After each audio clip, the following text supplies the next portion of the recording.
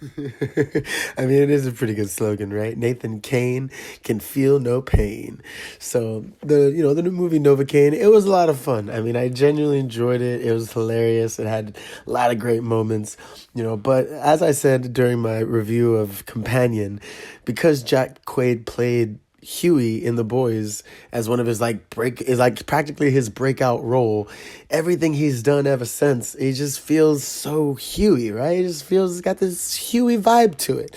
And this movie definitely plays the Huey card because he's not a superhero, but he has superpowers in a sense, right? He has a superpower, even if it's not a superpower. And because he actually does have powers in The Boys, it definitely feels like it's a bleeding spinoff to The Boys, right? Or best case scenario, it was an unfinished Kick-Ass 3 script where Kick-Ass is like now working a job and he's, doing his Clark Kent thing where no one knows that he's Kick-Ass, and then he falls in love with this girl. Something happens, she gets kidnapped, and now he's got to be Kick-Ass again and go like get her back.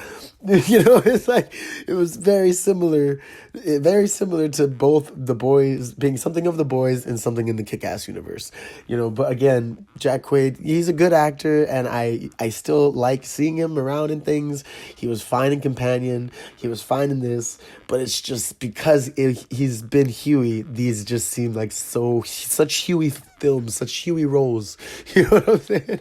I guess I want him to be more serious and even more villainous. I don't know. Like, it's just like, I don't know. But anyway, Novocaine was a good movie. Jack Quaid plays Nathan Kane, whose nickname used to be Novocaine because he has this disease, this deficiency where he is not able to feel pain. He cannot feel pain at all. He can't even chew food because he could potentially bite his tongue off.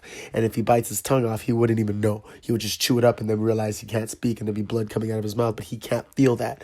Outrageous levels of, and it's not a healing factor. He just can't feel pain, right? So very similar to Kick-Ass with his whole, I forgot what it was with his bones or his skull or whatever. He was just like, he couldn't feel like all the pain, but he still felt some of the pain, whatever it was. Still very similar.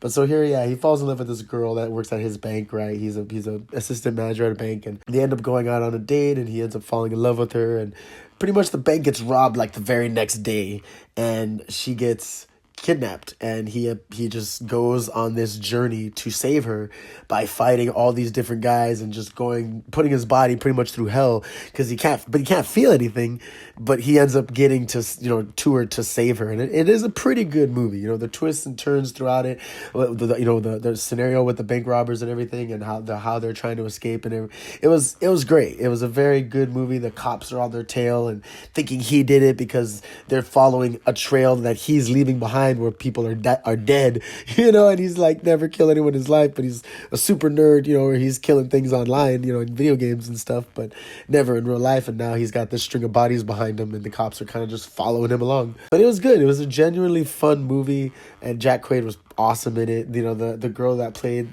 Sherry, the girl that he falls in love with, I was wondering who she looked like because she looked so familiar, and it was Amber Midthunder.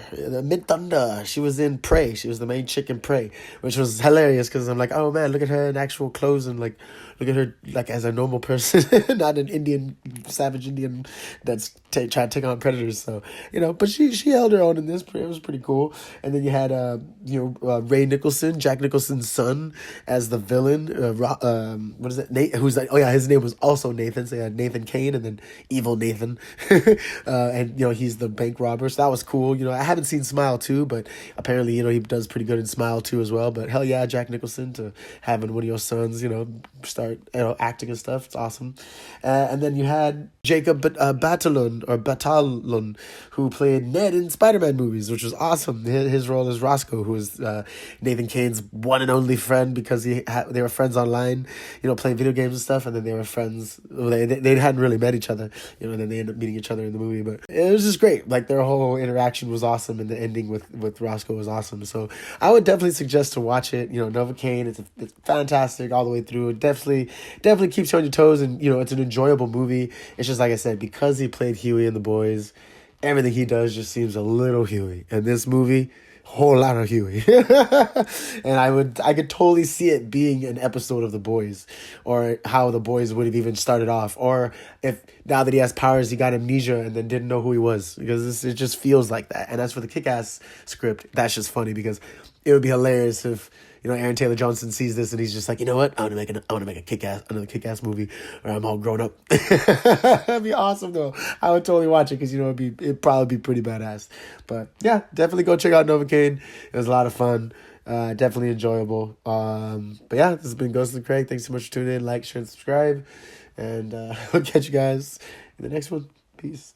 Oh man, please excuse my nose. I feel like I'm a little stuffy. It's been raining, so it's been nice though. It's been nice. Yeah.